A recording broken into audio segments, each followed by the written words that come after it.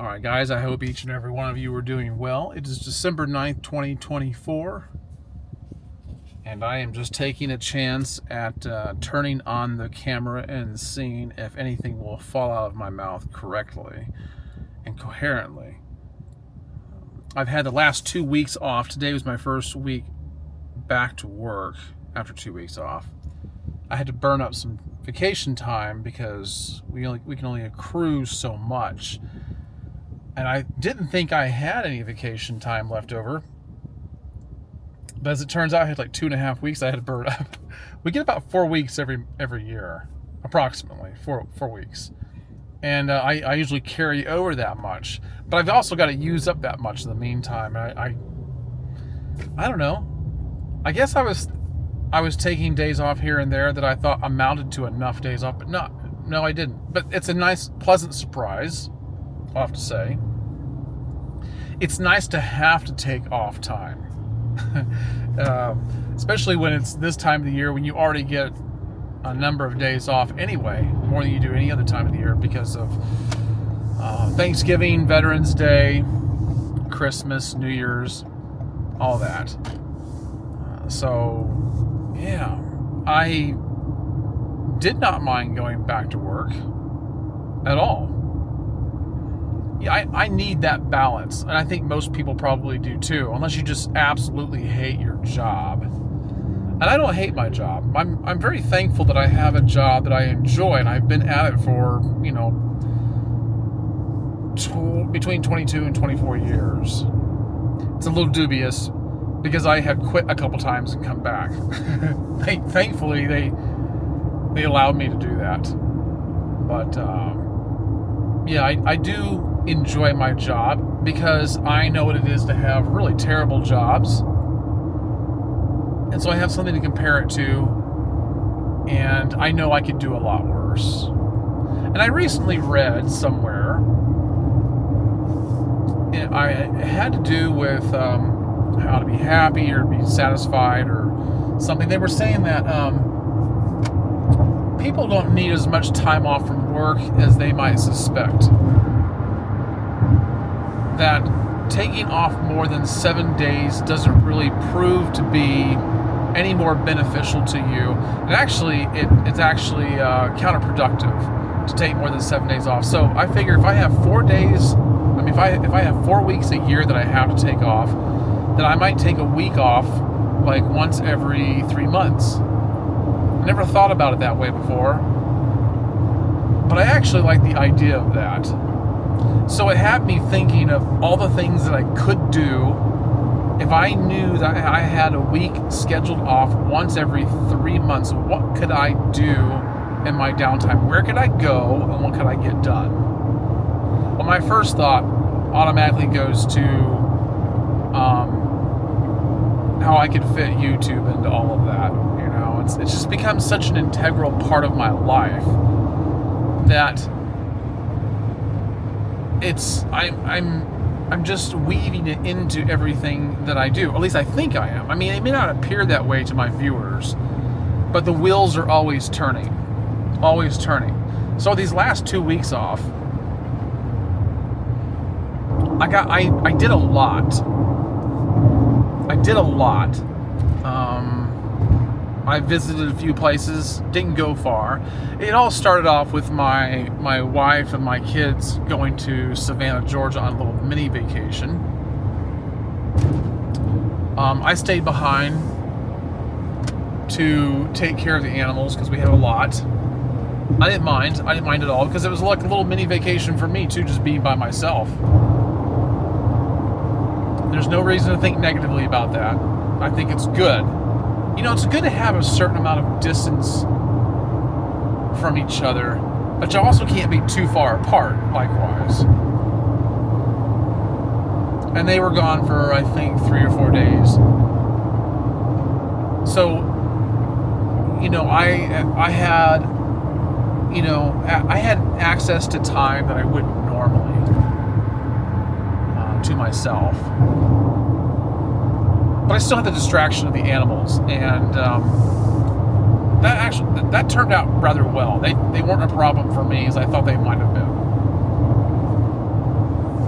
and they got accustomed to me, and it was enjoyable. I enjoyed my time, but I spent a lot of time making videos, some of which you will probably never see on this channel, except maybe in the form of B-roll. That was not my intention. I took my 360X4 camera out, played around with it, see what I could do with it, thinking I'd turn it into bigger videos than what I've even done. But I just don't know that I'm going to do that. You see, when you have this kind of time, you might have ideas about how you can fill it. But because I don't have that kind of time very often, I just threw a lot of stuff up against the wall to see what would stick. And I just don't feel like I have a lot to show for up front. All this stuff will come into play eventually. And it becomes a little depressing, a little discouraging, I should say, a little discouraging when I feel like I exhausted myself, and I'm not complaining, by the way, I'm just reporting. I feel like I exhausted myself doing a bunch of stuff with my cameras and capturing footage, but then I turned around and realized I'm not going to use it the way I thought I did.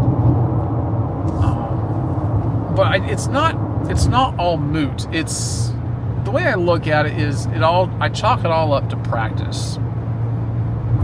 It made me realize why I don't have etched in stone patterns laid out for myself in terms of how I make videos, because I'm a little hard on myself. You see, I mean, having a full-time job, having a family at home and a full-time job, and a lot of competing interests, it's not really a wonder that I don't do more with YouTube than I do. And yet I'm so hard on myself for not.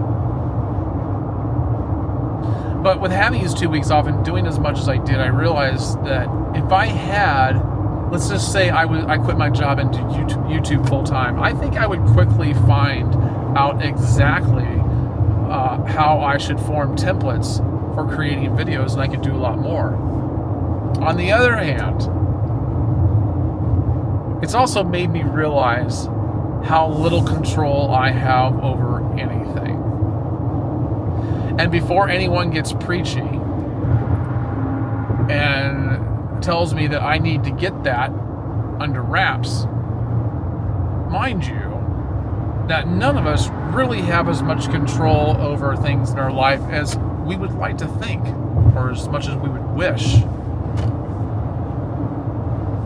I mean, if you think you do, then it's probably because you don't have as many competing interests. Like, for instance, if you're a single person, or if you're not married,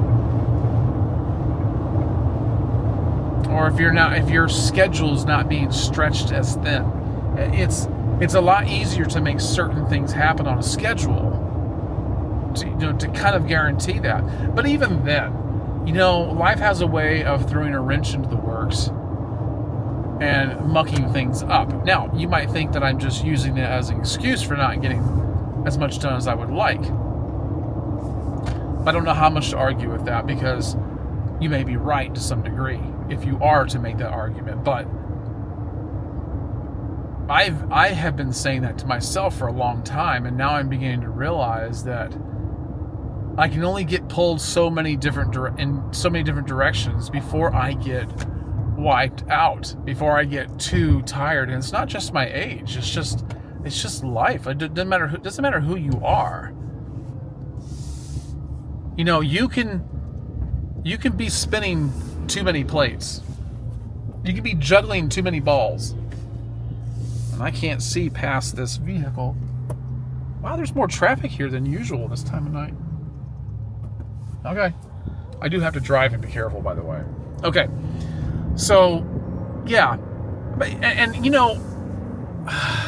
when I'm confronted with the fact that I can't control as much as I would like to, it kind of gets into my head and makes me feel like, wow, I'm just, wow, maybe this is not for me. Maybe I'm not as good as I thought. Maybe I should give up. All those things do go through your head. You know how many times I've thought about quitting YouTube? lots and lots of times because I don't feel like I have the time. But you know what? The truth is I just can't quit because I actually love making videos. And there's a certain amount of anxiety that comes with it.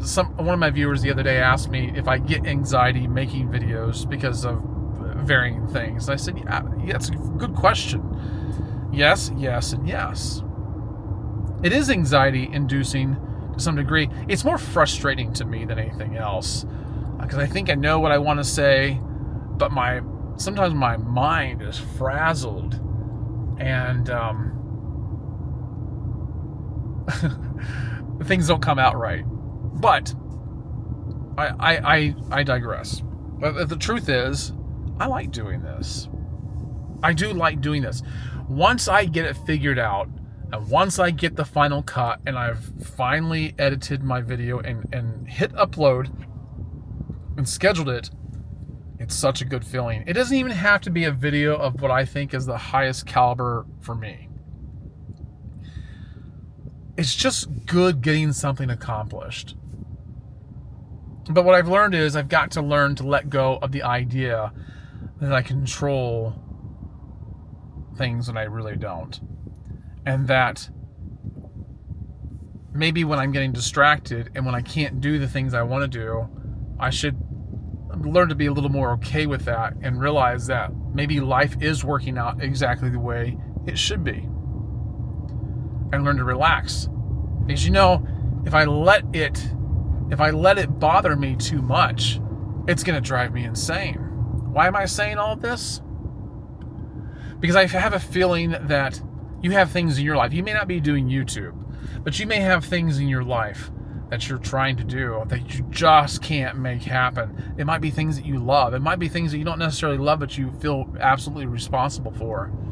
And you just can't make ends meet. Not just financially, but just time-wise. What I'm saying is, roll with it. Just accept it. Stop fighting against it. And realize that maybe it is all coming together in ways that you can't even conceive. It's all coming together for good. You know, there's a lot of formulas out there. Going back to YouTube, there's a lot of formulas out there for how to make your YouTube channel work and grow and prosper. And I think a lot of it's just a bunch of bullcrap. In fact, I don't have a lot of respect for these people who make these channels because a lot of them just say the same. They're just regurgitating things that somebody else has said, and they're guaranteeing themselves views. It's low-hanging fruit, in other words, is what I'm saying. Low-hanging fruit. You know, make something of good production, quality, say these things, and you're going to get the views. And that does work. But if you don't want to go for the low-hanging fruit, if you don't want to be just like everybody else, you're gonna have some hiccups.